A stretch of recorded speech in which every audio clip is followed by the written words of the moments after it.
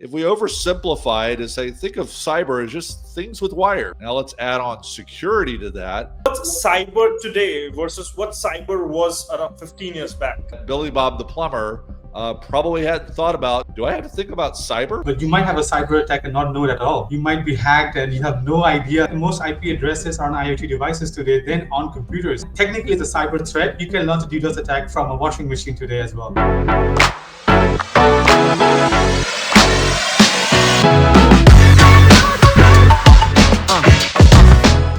Welcome to Risky Talks, where we deep dive into the evolving world of cybersecurity, cyber risks, and the technologies shaping the future.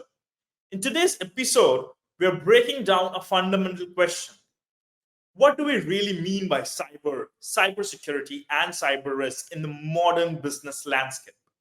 Is it just about the IT infrastructure, or does it stretch into broader business risk, financial impact, and strategic decision makings?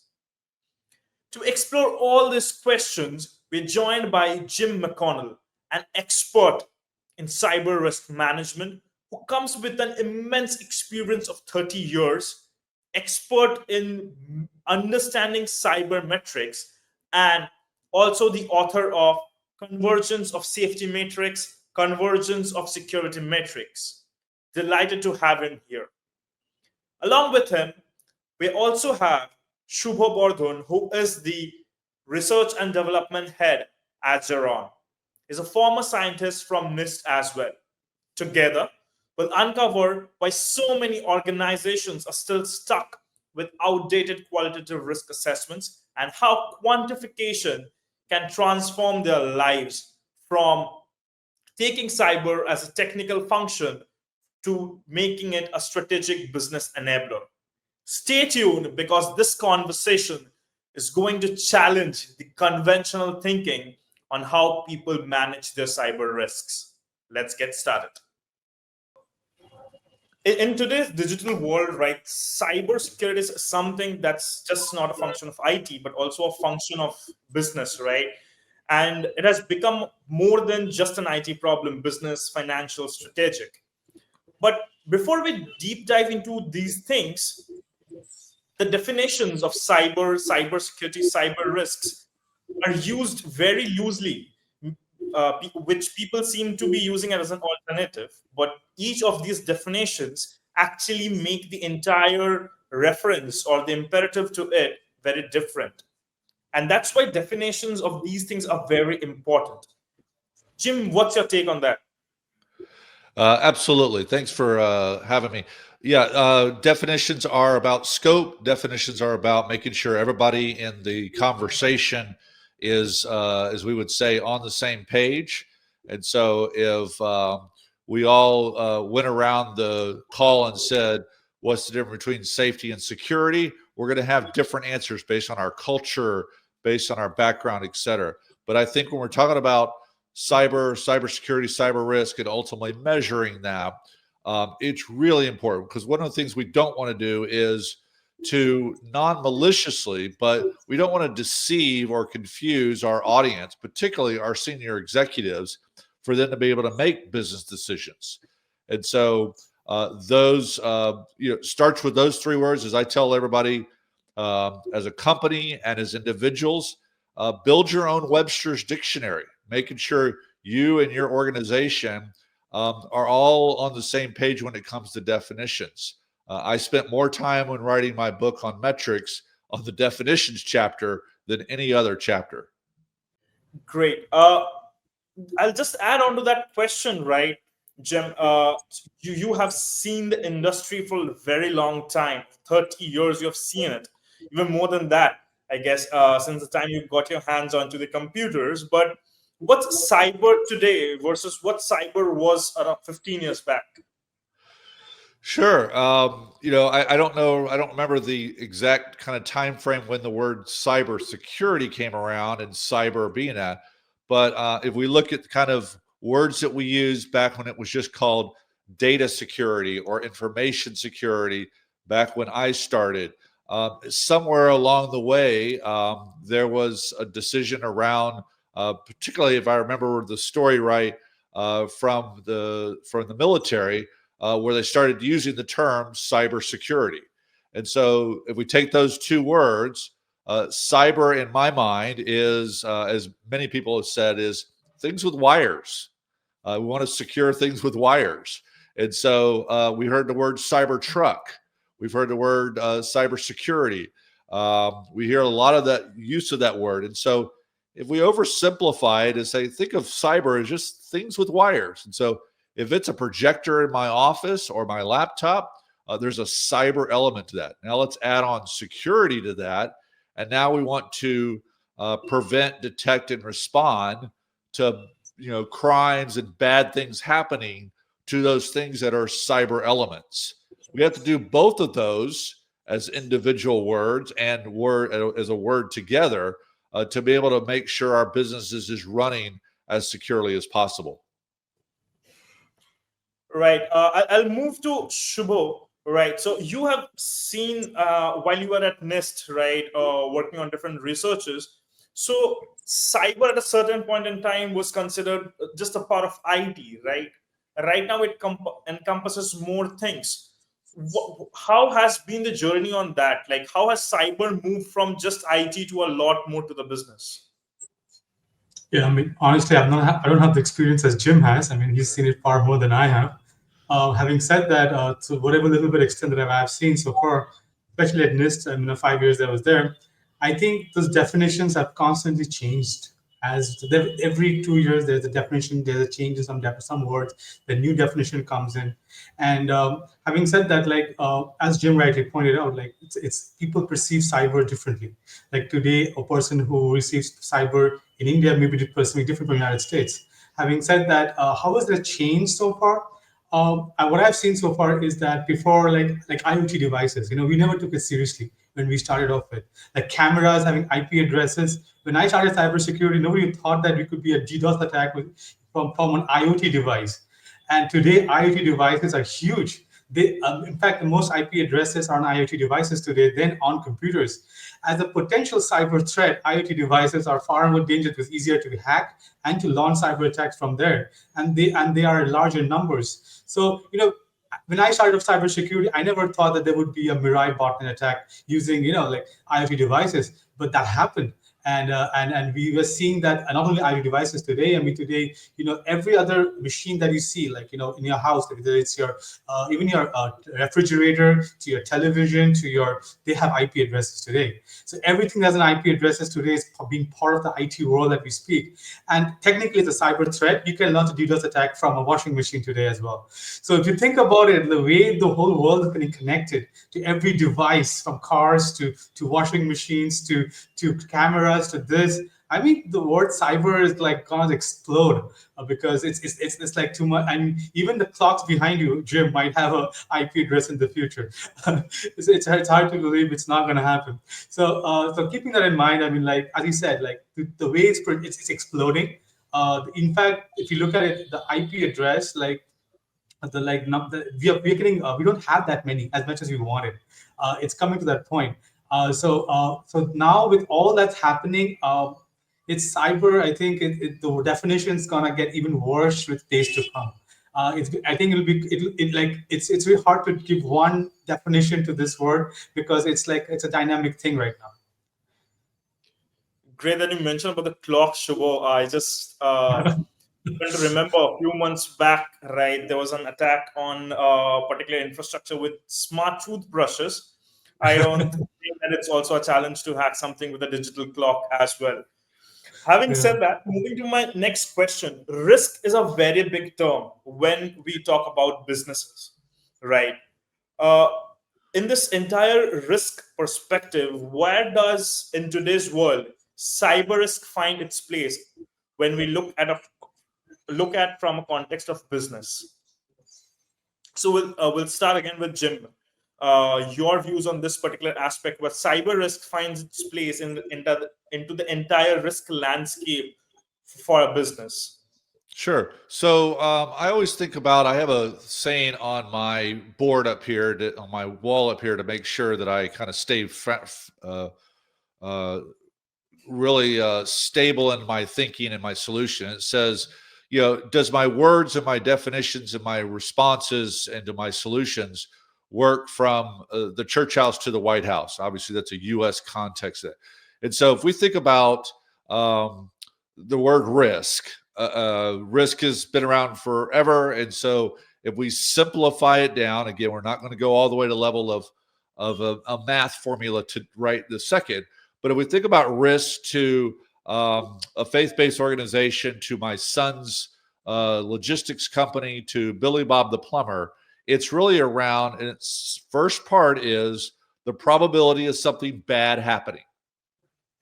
Okay, so now we take that, probability turns into potential formula or a gut feeling or just a concern, or as I say, and as I tell people, I don't speak English, I speak American. And so sometimes it's just a gut feeling. They hear about Billy Bob's plumber, hears about Mary Jane's plumber having a problem. And so they're concerned about that probability. Now that it's happened to Mary, will it happen to me? So that probability is something bad is going to happen. Now, so probability is one thing.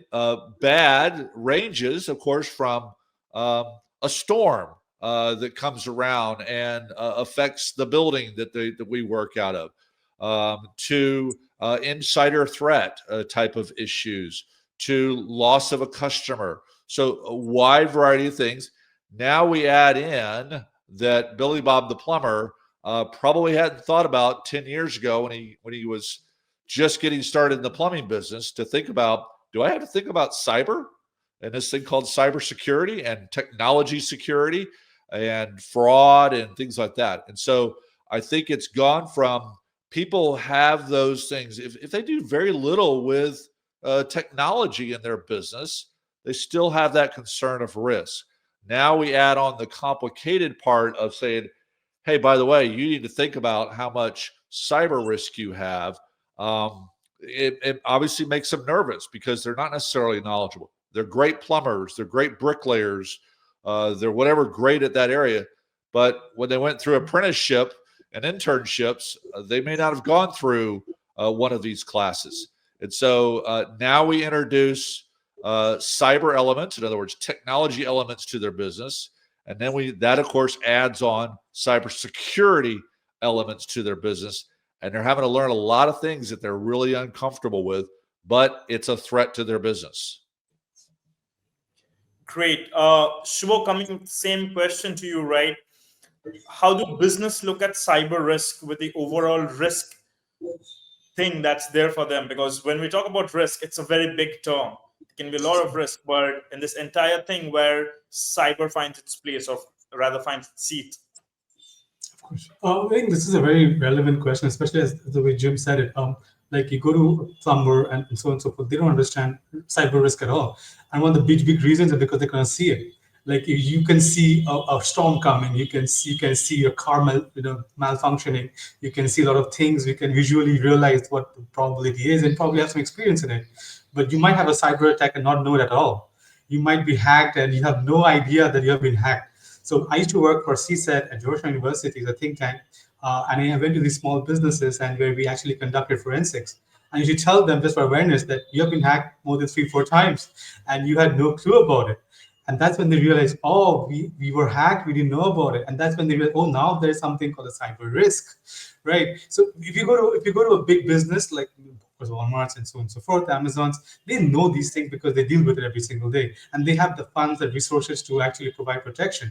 But for small business, especially mid-size also, they don't see it, they don't realize the importance of it. That's one. And the second is that the money, like how much do we have to pay and why should we need it? What's the point? What if we don't report it? What are we going to do about it? Those small things, they try to avoid it. That it's for ignorance. But with due course of time, they're reading in the newspapers, they're getting to understand that there's a cyber attack happening. Now they're trying to figure out, okay, like there is something called there is a cyber attack is happening, and now they're trying to. And so one has the awareness part is something where we need to work on, because once they get aware about what it is, then they probably invest in it. They will try to protect themselves from it. Got it. My next question would be, so we have talked about like the risks, right? We've touched upon a bit of quantification, but what's fundamentally the difference in traditional cyber risk assessment process and cyber risk quantification, which we are trying to do, right? What's fundamentally the difference between this qualitative and quantitative? Attached with that question is one thing that I have is, what is that one thing that you see that people are doing wrong with respect to quantification? And this one will start with Shuvo. Okay, I just wanted to let you know, Jim had a follow-up question, comment after that. So, Yeah. Jim, if you want to follow up, go ahead. Yeah, I was just going to say, is Shivi talked about the small medium business, but for the audience that's listening, if you think you're a big business and you think you got this figured out, you look in the mirror. So I talked to a company, the CEO, founder of a $600 million company here in the United States recently, and I said, "What are you doing about security risk, cyber risk, et cetera?" He says, and here was a quote: "Oh, I have a couple of safety experts. Don't they take care of all of that also?" And so it's not just this blindness to things. It's not just a small medium business thing. Though small medium business is struggling probably more than big business, but in 2025, big businesses are struggling with it too. Sorry. Yeah. Absolutely. Oh, so when you said that thing, right? We crunch a lot of data, right? I have been a hacker myself. The kind of trends that we come along, especially with the PII data is increasing, people are so using it in so loosely terms. It's just everywhere, and it's just not a problem for big business, small business. It's a problem for everyone, right? So I could readily relate with that, Jim. Yeah. Right. So with that, I'll move to the next question, which is, traditionally, risk assessments used to happen. We used to do qualitative risk assessments, and right now we're moving towards quantification. What exactly is the difference? Attached with that question is caveat that I have. It's people trying to do quantification. What is that one thing that they're doing wrong? And this question will start with Shuvo. Okay. I think I've worked with NIST for quite a while in this part. So one of the things that, like, qualitative, when it was initially, I mean, they didn't have that many cyber attacks, to be honest. I mean, the NVIDIA didn't have that much. So qualitative worked, like, even for a small organization, because the systems was simpler. Now with so many applications, number of cyber attack threats going up, I mean, qualitative was not applicable anymore. We have to go to quantitative. It had to move in that direction. Having said, the one thing that sometimes, at least in this would go wrong was, how do we give a likelihood value to a cyber attack?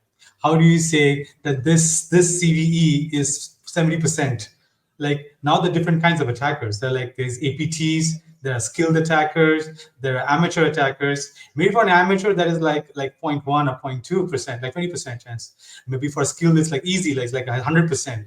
Now, how do we calibrate to that? Now, if like for an organization, like for instance, there's an organization, it's a small business, the attackers who might be attacking may not be the highest of levels. Should we consider APT threat level attackers, the probability values for them? Or we should go towards like amateur attackers? And that way, are we underestimating the cyber attack on these small businesses? So sometimes, these questions really rattle us. That how do we give the probability value to these CVEs? We do give it. We do make calculations based on it, but again, it's very subjective. And these probability values change from time to time too. Like this cyber attack, which was relevant in the 2 years back, has no relevance today because we've patched.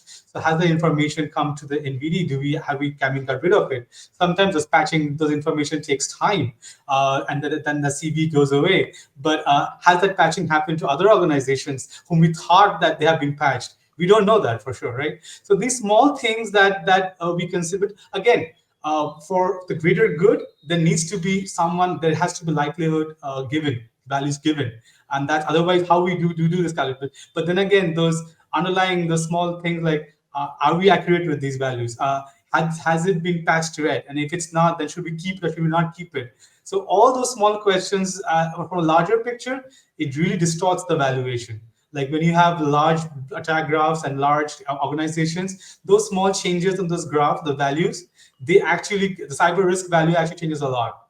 And so, so those small things matter. And unfortunately, there is no quick fix to it. Got it. Jim, what's your take on that? Yeah, I think that if you think about kind of risk assessment broadly speaking, whether it's quantitative, qualitative, there's a maturity. Like we always say, there's that CMM type of level 1 through level 5 kind of thing, and so we even measure our maturity of different applications and programs and things like that. And so, how mature, say, my son is in his process management within his company. He doesn't have a graph up on the wall type thing, but he is thinking about it. How can I mature more? And am I at a level 1, or am I at a level 2 or 4 or 5? And so we understand. I think most people understand is that they want to mature their business.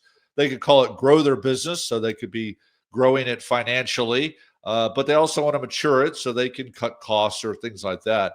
And so I think that whether small or large, I think the challenge is again, I'll pick on Billy Bob's the plumbing company. They're not going to have a data analytics person that's running it. They're probably going to outsource a lot of their IT and their security things. Well, but does that mean just because they small and they outsource it, they can't have risk models and quantitative and qualitative kind of metrics and things like that? No, put it in the contract. Doesn't mean you're outsourcing those things, but if you got a third party that's responsible for your IT environment, put metrics, and I say metrics very broadly. It can be very detailed or very high level in that contract as part of the SOW, all the way to, okay, you're a Fortune 100 company. You're going to tell me you don't have an analytics person that can help your security department? The marketing department is probably doing a lot of analytics. Can you borrow that person for a few days and say, come help us do some analytics and metrics and quantification and qualification? You've got insurance experts in there. They're great at risk management across a variety of things, not just cyber. So there's expertise as you grow up in businesses, again, whether you outsource and bring in that expertise or it's internal. Back to your sub question around what do they do wrong? I think there's two things that organizations are challenged with in this metrics and risk quantification area. One is they freeze and just don't do anything, or they just measure 1, 2, 3, 4, 5. We had this many pieces of spam or something like that. So they're just measuring what I call statistics. They're just measuring the quantification, not even quantification. They're measuring the number of times a widget is built or an email comes in. Okay, so they freeze, they measure a little bit and think that's enough. And I think the other mistake that people make is they go all the way to what I call the PhD level. And I had a person call me up and says, hey, we've got a couple of 100 metrics. Do you think that's too many? And I went, if you're asking that question, and by the way, 200 metrics doesn't fit on my executive cell phone. That should tell you about your audience. So audience is hugely important to that. And so they go to that extreme. Folks, let's come to the middle and let's build in that middle range and then start to mature it. Let's go. What is kind of level 1 of maturity, and then level 2 and level 3? Level 1 may be just you take 10 metrics and just start to put it into a little spreadsheet. Level 5 may be complete cyber risk quantification with tools like y'all's and other methodologies. But start with that real basic stuff. People laugh at part of my book is I tell people, start at pie charts. Because if you can't get buy-in and executives coming and asking questions, and you started with pie charts, then you've got a conversation relationship problem with your executives. You don't have a metrics problem. So if pie charts are working well for you and getting you some ROI, absolutely, let's mature it into higher quality metrics and quantification. Got it. So while we were discussing all of this, one thing that's pretty sure is data and scoping is something that's very important for cyber risk quantification, right? And we get more accurate results when we have the proper data, right? But the bigger challenge is to maintain the integrity of this data, right? So how to do that? What's your take on that, Jim? Sure. Let's face it, we are confidentiality, integrity, and availability. And if we don't practice what we preach, as we would say, why are we in the business of claiming we're security experts? So, it's the of the triad. It's the most forgotten element of the triad in business, and not just security products and metrics, but in business. I can't tell you the number of times where I started to do some analytics on data quality.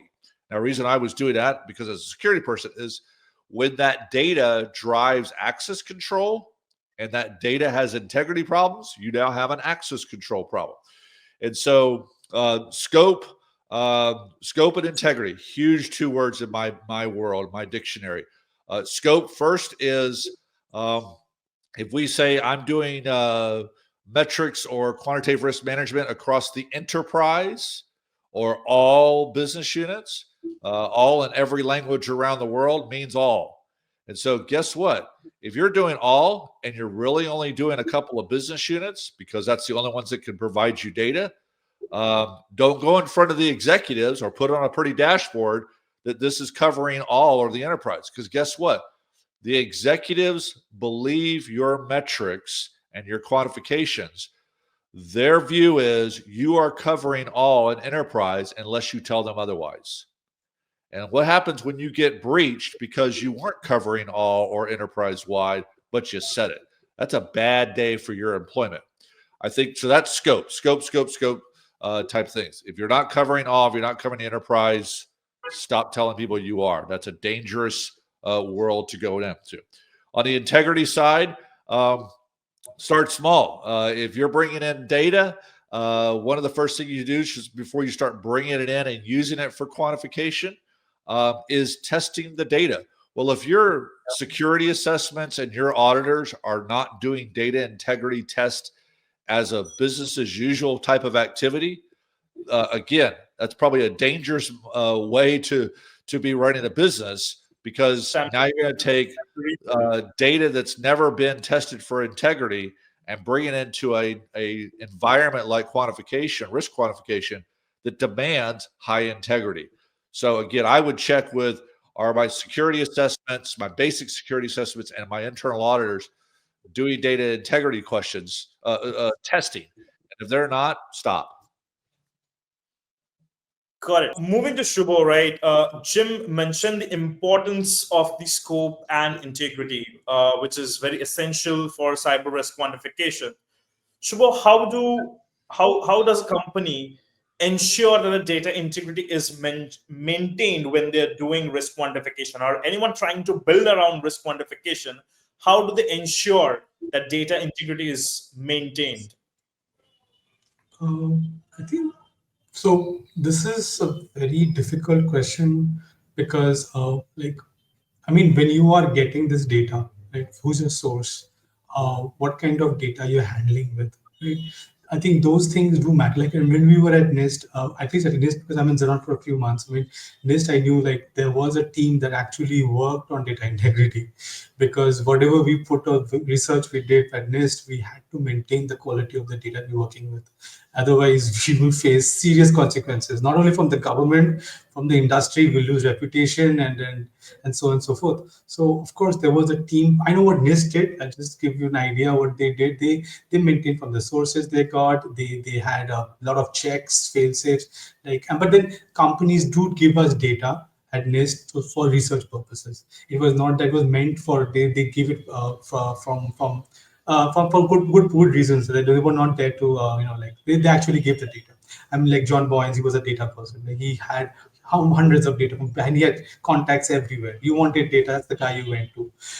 But when you're working in a small company, like the common small company, in comparison to NIST, in like Zeron, for instance, like here we have to maintain data as well, and we don't have like people coming to us and giving us data on a large scale and saying, hey, why don't you do this for research and so on and so forth, or anything else. So here, whatever company data we give is proprietary data. So again, this is where I think data integrity is like the source is not important. It is now we have to, based on certain metric, we have to look at the data. We have to have an idea what the data should look like. We need to have synthetic data on our side to have an idea what this data might look like. So that will give us a reference that this data is as good as the synthetic data. So it's kind of good enough. So without that synthetic data in our hand, if we have no idea what data should look like, we might be kind of in a bad situation. When you are working for a big organization where people are ready to give you data, I think it's easier because you have a reputation, but you have to maintain it. But for a smaller organization or mid-sized organizations, you need to create data for yourself to have an idea what references should look like. Otherwise, you don't have an own validation point, right? Validate your own data. So that is where, I would say integrity is maintained. Again, it is not as accurate, but it is something that at least you have some validation from your side. Yeah, the other thing I think was important here is, and people may think, okay, I understand what data integrity is, but it's broad. Think very broad on these things, and so it's not just fields in a database where we have a lot of checks and balances that may be in an application or something like that. But if you're doing really good cyber risk metrics and quantification, you're using data from a variety of things. That data could come from QuickBooks. That data could come from a spreadsheet. That data could come from the facilities person that has a log, and you have to convert that from maybe a paper log onto a technology. And so when we're saying data, I want folks on this listening to this is think of data and information very broadly, because we can use a lot of that. I did some data integrity checks one time where we were just looking at a simple log that was being produced by a good technology. And for some reason, they were doing some aggregation, things like that. And there was some aggregation problems. And so the graphs on a regular basis didn't look like anything. But when you kind of zoomed in on that data down to the second, we actually found at one point there was 350,000 records, log entries, rows in a spreadsheet, whatever you want to call it, that were missing. And so some people kind of look at that graph and go, "Oh yeah, well if you're looking at 5 million records, is 350,000 a problem? Could that shift that risk quantification or risk metrics to an inappropriate direction?" Sure. And so data is very broad, and integrity can be very broad. So missing data, inaccurate data, integrity again encompasses a lot of things. So I don't want people to think narrowly we're just looking for a certain field in the database. Time, we joked about time and my crazy clocks back here, but time synchronization, that is an element of data integrity. And so again, I'm going to keep going back to the audience. Broadly think of these things, because they can affect even so slightly edge from something that should be red has now moved into green because we're missing a bunch of data. Right. So the time factor is also very important, considered one of the metrics for integrity. Moves kind of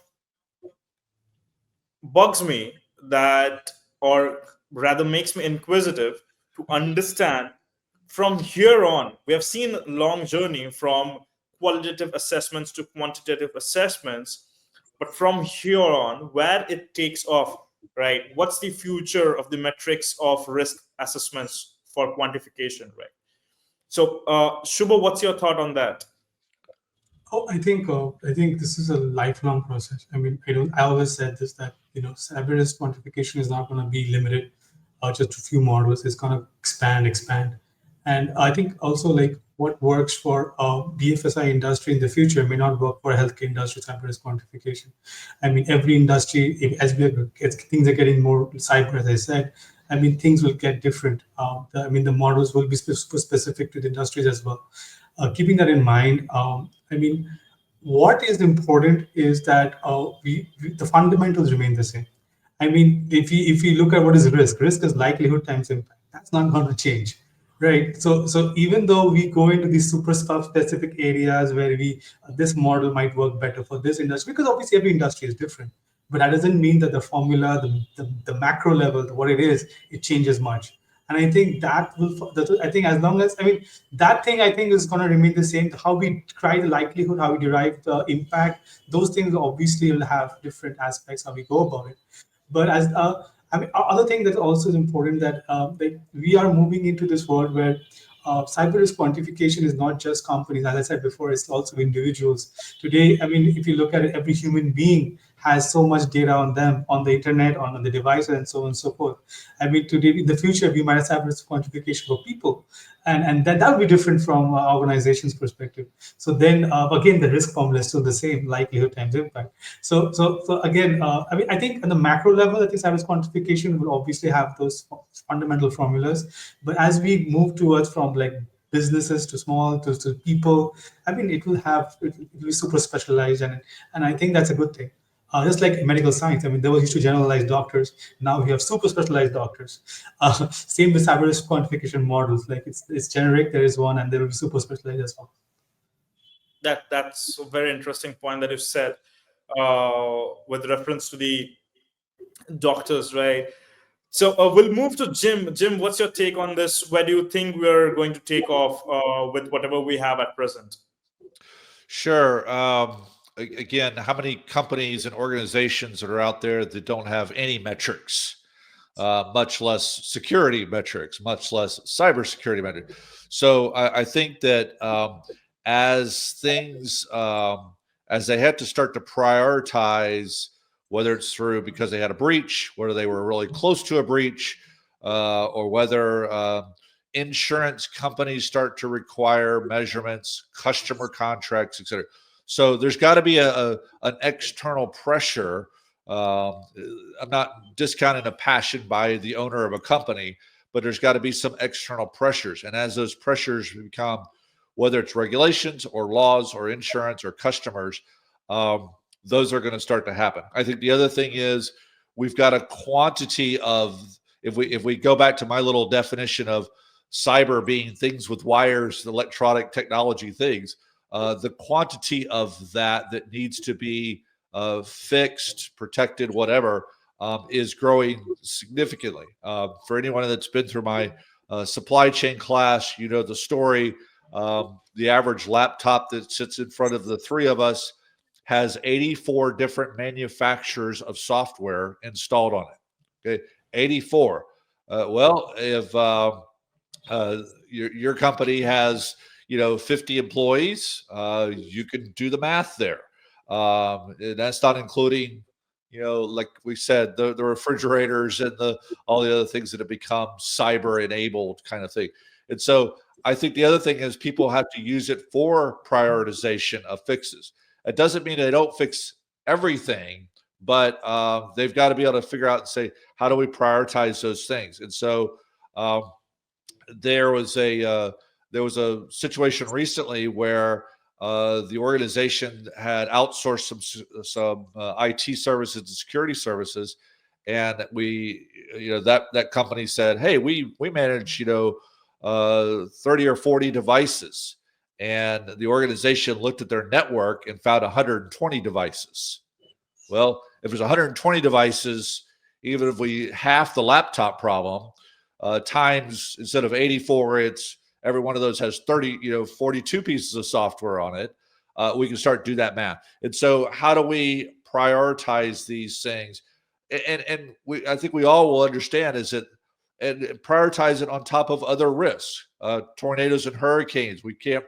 We're never going to, I don't think none of us on this podcast are going to minimize human value and human risk is more important than anything else. I think the last thing is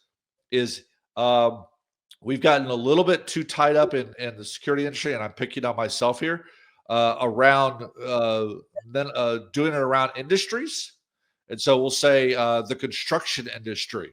Well, this stuff works for the construction industry that's $600 million company. But Billy Bob the plumber that makes $2 million a year can go out of business a whole lot faster than the $600 million because of a cyber issue.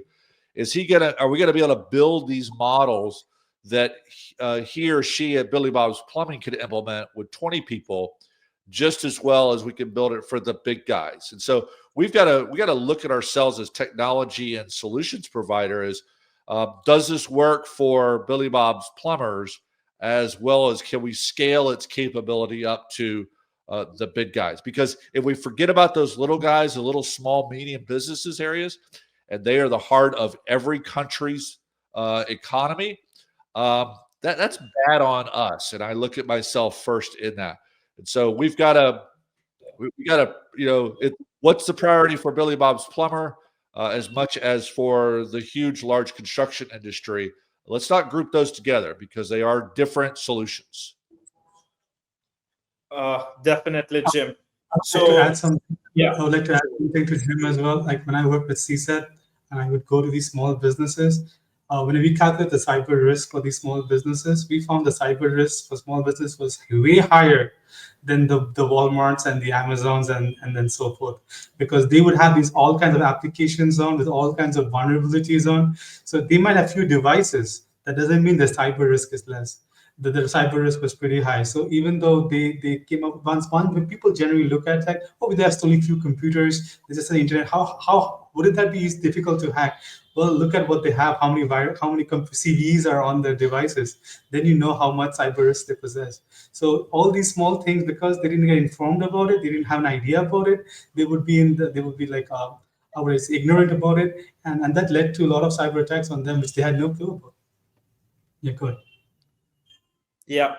So rightly said, Shuvo and Jim, right? And I'll pick the last part, Jim, where you talked about bringing everyone together, right? Because that's a part of that, which talks about convergence and your book, Convergence of Safety Metrics and Convergence of Security Metrics. First, I want to know what came to your mind that you thought of writing these two books. Sure. Thanks for the opportunity. Just honestly, frustration. The number of places that I've been, podcasts that I've been on, struggles that I had heard about. In 2024, where a person on a podcast that I was on said, there are no metrics in physical security. And then we started getting into dashboards that were, 12 different colors and moving, and it took a 42-inch screen to be able to look at. And I go back to, and that stuff didn't fit on the executive screen that was paying the bills. And so just, and then talking to Billy Bob's Plumber and talking to really, really big companies and talking to really, really critical infrastructures, I said, you know what, this is not the most high-tech PhD level stuff, but let's give some folks, and there was a lot of great books out there, Christine Wong's book and other books that are out there around security metrics.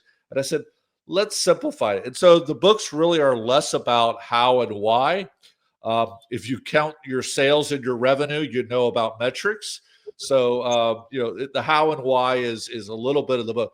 But I really wanted to give somebody, the audience, a set of metrics that they can use tomorrow.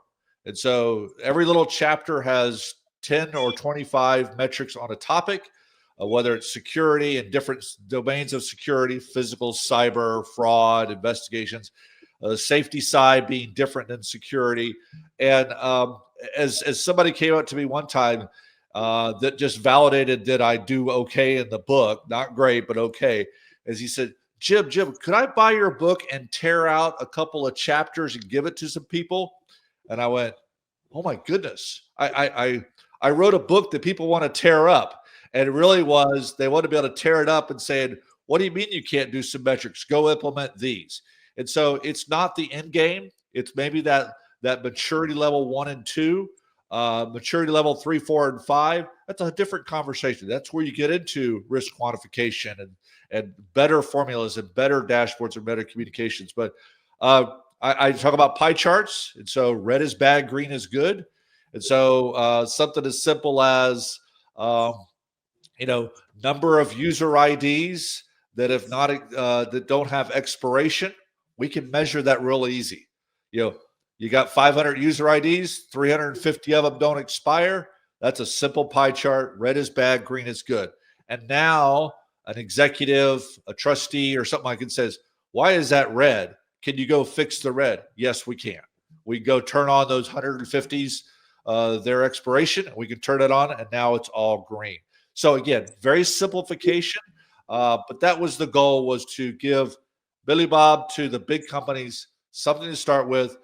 There's over in the security book, Converged Security Metrics, there's over 500 metrics that they can literally copy paste, create the formula, go get the data, test its integrity, and implement tomorrow. Will that metric be valuable in 2 years? Maybe not. Maybe they've got it green enough that we don't need to fix everything. But that was my goal, is to make it really, really simple for any organization anywhere in the world. Right. Before I move on to the next question for our audience, the QR code for the book is available on the screen right now. You can also see the book on the screen as well. And you can order your books in terms of the digital print or the paperback as well from the link here. Do order it and start implementing those security metrics and the safety metrics and start measuring it. Thanks. Jim, Jim, coming back to you, right? How much time did it take for you to write those books? Well, as I tell people now, everybody should write a book. It's not for you and me in the industry. It's for your kids. But ultimately, the first one was about 9 months, and that's more of the process. The knowledge, just the good Lord let me just dump it out onto a Word document, and then I had somebody better than me clean it up. But about 9 months for the first one. The safety metrics, because I had the format and the model already, that was probably about 3 months. And so it's been a lot of fun seeing it out there. I'm challenging security companies. If you talk about measuring your security, our security companies that we're outsourcing to, including myself, are we, as they say, are we doing what we preach? And so are we measuring ourselves? But yeah, great time on the books. Everybody should write a book. Working on my third one on supply chain security. And so that's my third one working on right now. And everybody write a book. Fantastic. And I would be ordering those books myself as well, and a few of my team members as well. I guess that's something that's going to be something to look at our R&D team as well. Right. And looking forward to your next book as well, and to have you in our future podcasts as well. Thank you, Shuvo. Thank you, Jim. I had an amazing conversation with you. Learned a lot of things as well, because that is something that I keep on doing, right? Because there's no end to this journey. Cyber risk or cyber security itself and cyber risk management is such a big ocean that every conversation that we do, it's just a bucket of water that we can consume, right? So thank you so much for joining in. And for our audience, stay tuned for our next podcast as well in Risky Talks, where we talk a lot about risks and ways to manage those things. Thank you, everyone.